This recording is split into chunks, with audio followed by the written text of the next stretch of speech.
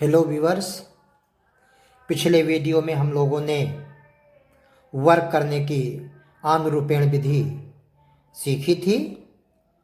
आज के इस वीडियो में हम उसी अनुरूपेण विधि के कुछ और उदाहरण सीखेंगे। आइए शुरुआत करते हैं। एक उदाहरण लेते हैं हम 108। हमें 108 का वर्क करना है। अनुरूपेण विधि में जैसा कि हमने बताया था कि 3 चरण होंगे। पहले चरण में 1, दूसरे चरण में 108 और तीसरे चरण में 8। हम 1 का स्क्वायर कर देंगे और इधर 8 का स्क्वायर करेंगे और मध्य में जो 108 बचता है इसको हम ऐसे लिखेंगे 2 गुणे ब्रैकेट में 1 गुणे 08। वास्तव में ये विधि a प्लस बी का होल स्क्वायर का विस्तार है। हम ध्यान से देखें तो पाएंगे a square plus 2ab plus B square रूप में हमने लिखा है। आगे देखते हैं। एक चीज यहां पर ध्यान देने की है, यहां पर आधार हम देखते हैं कितना है। 108 100 के नजदीक है, इसलिए हम यहां पर लिखेंगे कि आधार संख्या 100 है और 100 में 2 जीरो होते हैं, इसलिए प्रत्येक पद में 2 अंक होंगे। 8 8 64। यहां अब 08 मतलब 8 हुआ। 8 एकन्ना 8 दूनी 16, 1 एकन्ना 1 और हमारा आंसर हो गया 11664। एक और उदाहरण ले। एक दूसरा उदाहरण हम लेते हैं 708 का हमें स्क्वायर करना है, तो इसको भी इसी तरीके से लिखेंगे 7। यहाँ पर आधार हम पहले लिख लें और ये आधार नहीं, ये उप आधार संख्या 700 के नज़दीक है। 7 708 और तीसरे कॉलम में हम 8 लिखेंगे। फिर पुनः 7 स्क्वायर और यहाँ 2 7 गुणे 08 और यहाँ पर 8 स्क्वायर। अगली बार 8 8 64 और 7 8 56, दूना 112 होता है और हमारे प्रत्येक चरण में 2 ही अंक होने हैं, इसलिए 112 में 12 ऐसे लिखेंगे और 1 ये हासिल नीचे छोटा सा लिख देंगे। 7 7 49। देखें आंसर हम लिखेंगे 4, 6 को ऐसे लिख देंगे, 2 इसी तरीके से, 1 इसी तरीके से और ये 1 जो हासिल है इस 9 में जुड़ जाएगा। 9 1 10 और 4 1 5। ये हमारा आंसर हो गया। एक और उदाहरण लें। 6003 का हमने स्क्वायर करना है। सेम प्रोसेस 6, दूसरे में 6003 और तीसरे में केवल 3। यहाँ पर ये संख्या हमारी उपाधार संख्या 6000 के नज़दीक है, हम इसको यहाँ पर लिखेंगे 6000। हम पाते हैं कि 6000 में 3 जीरो है, अतः हमारे प्रत्येक पद में 3 अंक होंगे।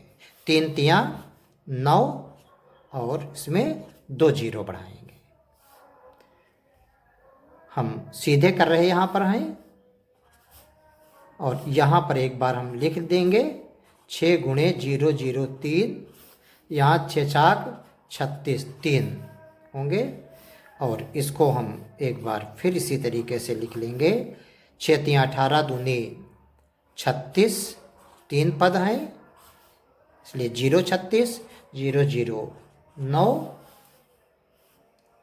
और कोई हासिल है नहीं, इसलिए हम सीधे सीधे आंसर लिख देंगे 0306009, यानी 6003 का वर्ग हुआ 3,60,36,009। एक और उदाहरण लेंगे।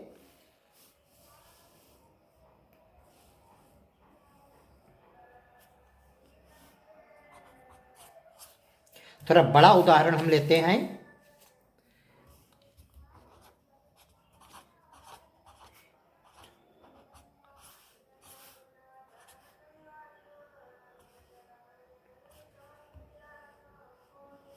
₹5,07,000 का हमें वर्ग करना है। इसको भी ठीक उसी तरीके से लिखेंगे। 5, दूसरी बार में हम इसको पूरी ये संख्या बीच में लिख देंगे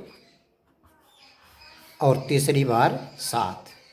दूसरे चरण में 5 का स्क्वायर और यहाँ पर हम 2 ब्रैकेट में 5 गुणे 1 2 3 4 जीरो हैं, 1 2 3 4 7 है और दूसरे चरण में 7 का स्क्वायर। अब ये संख्या हमारी उपाधार संख्या जिसके नज़दीक है वो संख्या होगी 5 1 2 3 4 5 50।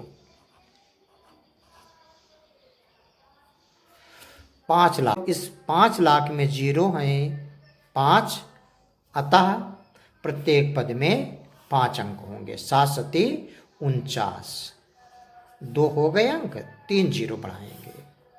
7 पचे 35, दूनी 70, ऐसे लिखेंगे 3 जीरो और पचम 25। अब देखें यहाँ कोई हासिल है नहीं, इसलिए सीधे आंसर लिखना है 3 7 0 1 2 3 4 9। ये आंसर हो गया। इस प्रकार से हम वैदिक गणित की विधि से वर्ग बहुत आसानी से निकाल लेते हैं। ये बहुत आसान विधियां हैं वैदिक गणित की और बहुत ही शुद्धता के साथ कम समय में हम इन विधियों का प्रयोग करके वर्ग सीख सकते हैं। हमें प्रतियोगी परीक्षाओं में जहाँ पर हमारे सामने समय कम होता है और ये दबाव होता है कि हमारी गणना शुद्ध हो, उस